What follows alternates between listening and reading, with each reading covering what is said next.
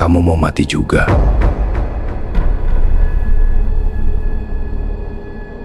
Namanya Mas Eko.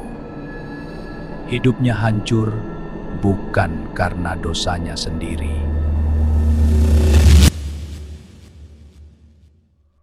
Rumah bapaknya sudah lama jadi momok. Warga takut lewat sendirian.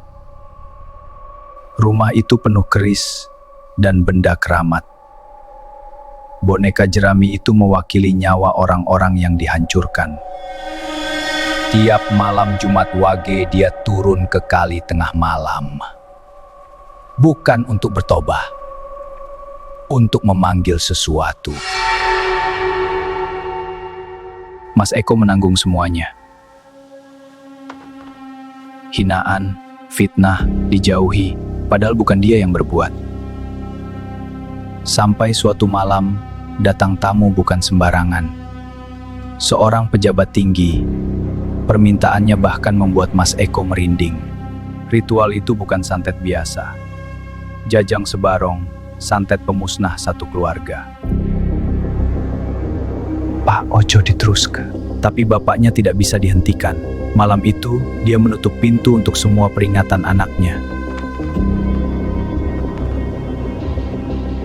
Ritual Jajang Sebarong dimulai.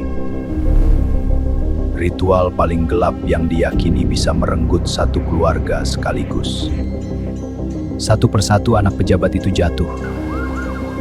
Yang bungsu kecelakaan, dua kakaknya menyusul. Tidak ada penjelasan yang masuk akal. Pejabat itu tahu, dan dia membalas. Perang santet pecah. Tiap malam, bola-bola api datang menuju rumah itu. Berminggu-minggu, warga tidak tidur nyenyak. Suara aneh, bau belerang dan kemenyan, dan bapaknya tetap duduk tenang di dalam.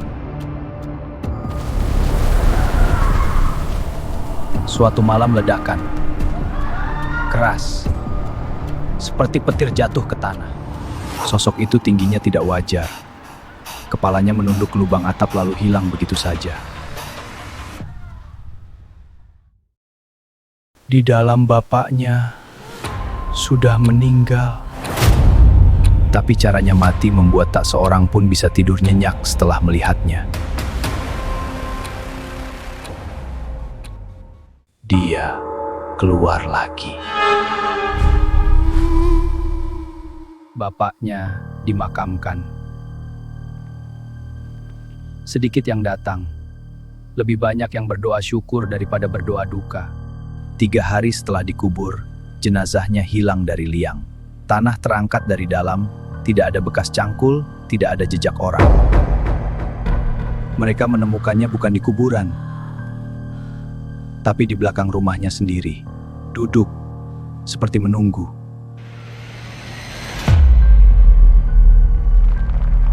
Mereka kubur ulang, lebih dalam, dengan doa lebih banyak.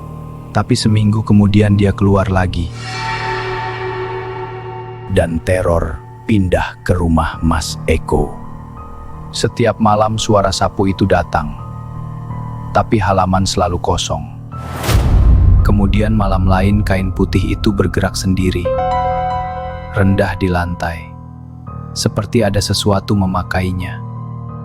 Yang paling berat setiap menjelang maghrib, Mas Eko mulai melihat mereka. Pocong di sudut, perempuan di jendela, makhluk setengah buaya di halaman. Anak-anaknya terkena borok aneh yang tidak bisa disembuhkan dokter. Istrinya dicekik sesuatu yang tidak kelihatan. Rumah itu bukan lagi rumah.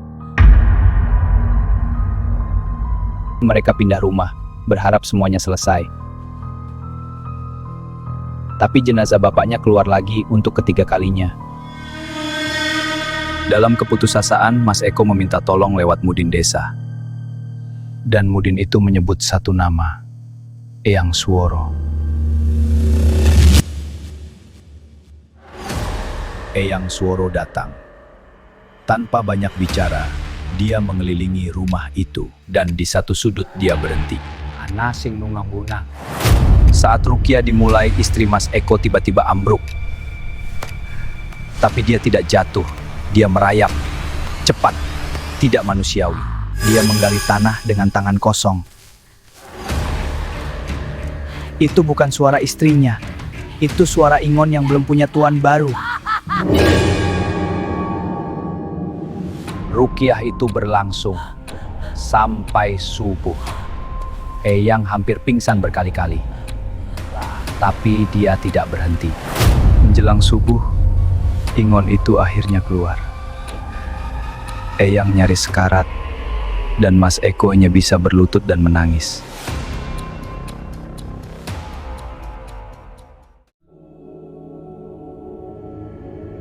Eyang menjelaskan, Ingon itu tidak punya tuan lagi. Jasad iku kudu dikubur kanggo terakhir. Kanti cara sing bener. Eyang menyiapkan pemakaman ketiga. Bukan pemakaman biasa. Seluruh peti dibungkus kain hanacaraka. Mantra pengunci yang sangat tua.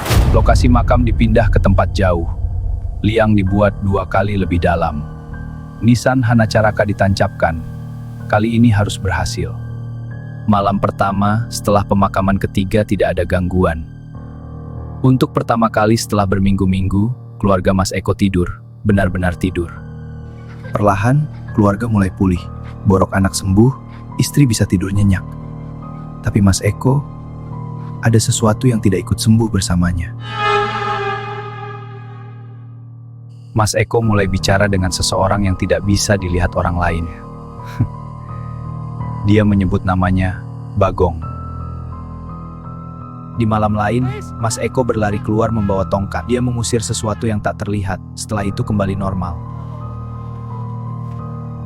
Makan malam sudah siap? Ini bukan semata soal ilmu hitam. Ini soal pilihan. Darah yang sama tapi jalan yang berbeda. Di tengah semua itu, Mas Eko masih menjadi bapak. Coba baca pelan. Dia tidak mewariskan ilmu hitam. Dia mewariskan kehadiran. Mungkin Bagong bukan kutukan. Ya wis, nang kene wae. Mungkin dia satu-satunya yang tidak pergi.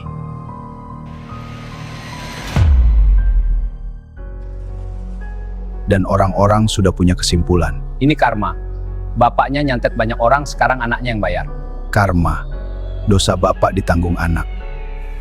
Eyang Sworo datang lagi. Kali ini bukan untuk merukyah. Kok itu kuat lah ya. Dan dari wajahnya, Mas Eko tahu semua yang bisa dilakukan sudah dilakukan. Mas Eko tidak pernah marah pada Bagong. Katanya Bagong baik padanya. Menemaninya. Dan mungkin dia sendiri tidak ingin Bagong pergi. Dia hanya pernah berkata satu kalimat tentang semua ini. Apa?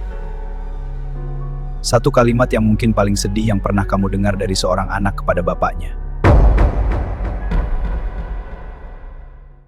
Kamu masih mau dengar? Desa itu masih ada, kehidupan terus berjalan. Dan di tengahnya ada satu rumah yang lebih baik tidak terlalu dekat. Mas Eko sekarang masih hidup. Masih punya keluarga yang mencintainya. Tapi dia tidak pernah kembali seperti dulu. Bagong masih ada. Anak-anaknya tumbuh. Sembuh. Mereka tidak ingat detail kejadian itu. Dan mungkin itu rahmat. Makam bapaknya masih di sana. Sudah bertahun-tahun tidak ada yang mengganggunya lagi. Penguncian Eyang Sworo bertahan. Jasad itu diam. Eyang Sworo pergi 2 tahun setelah peristiwa itu. Tidak ada yang tahu pasti apakah malam itu yang menghabiskan sisa kekuatannya. Ada yang bertanya, kenapa Mas Eko yang kena imbasnya? Takdir tidak selalu adil, dan perbuatan satu orang bisa merembet ke orang-orang terdekatnya. Ini bukan cuma soal ilmu hitam. Ini soal pilihan. Dan pilihan satu orang bisa sampai ke anak, cucu, bahkan keturunan yang belum lahir. Di tengah semua itu Mas Eko masih menjadi bapak. Coba baca pelan. Dia tidak mewariskan ilmu hitam. Dia mewariskan sesuatu yang jauh lebih berharga. Kehadiran. Perlahan, warga mulai menerima Mas Eko apa adanya. Mas, bukan karena mereka lupa sejarah bapaknya, tapi karena mereka tahu Mas Eko bukan bapaknya. Ada kepercayaan bahwa dosa bisa dikubur bersama orangnya, bahwa karma bisa selesai dalam satu generasi. Mungkin tidak semua lingkaran bisa diputus dengan sempurna, tapi malam-malam seperti ini Mas Eko tetap menjaganya. Dengan doa kecil yang tidak pernah terucap, tapi selalu ada. Dia hanya pernah berkata satu kalimat tentang semua ini. Ba. Satu kalimat yang mungkin paling sedih yang pernah kamu dengar dari seorang anak kepada bapaknya yang sudah pergi. Bapak, cek urip karo dunyo edan ya. Dan begitulah, Mas Eko hidup. Setengah di dunia ini, setengah di dunia yang tidak kita lihat.